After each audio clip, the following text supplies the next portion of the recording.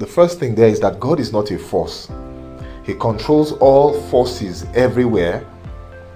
A blind, impersonal, and unintelligent force could never have created the universe or made man in its own image. There are people, millions of people in the world today who believe that God is a force. He is not personal. He is just a force. It moves things. That force causes things to happen. That force influences things. It influences substance. It moves things, and then that force becomes God to them. But God is not a force. God is a person. Secondly, God is not an idea. God is not an idea. A carpenter cannot be an idea in relation to a chair, because the carpenter is more real than the chair. Actually, the chair came from the carpenter. So God cannot be an idea. Rather, everything came out of God's idea. Everything, creation is God's idea. Number 3, God is not a man.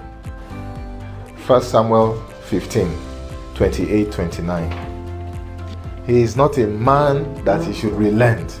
The strength of Israel will not lie or relent. He is not a man. He says what this means is that man is not God. Understanding that God is not a man will immediately place God in a lone class. He is in a class all by himself. So God is not a man, neither is man a God.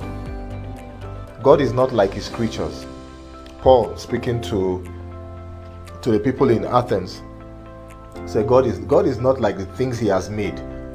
He is not like the works of his hands.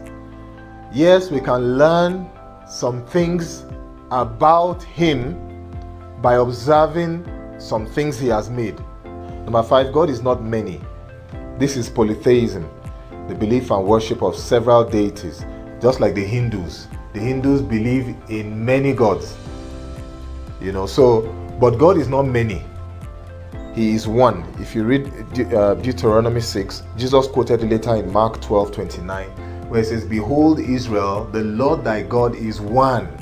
He is one. There is only one God. Number 6, God is not everything, and everything is not God.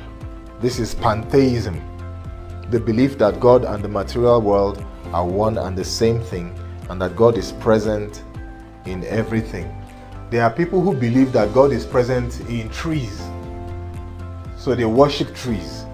There are certain God is present in rocks, so they worship those rocks. God is present in, there are people who worship the sun. There are people who worship the moon. There are people who worship the stars. He doesn't live in the sky. You can't travel with a rocket or with some kind of plane and hope to meet God somewhere out there.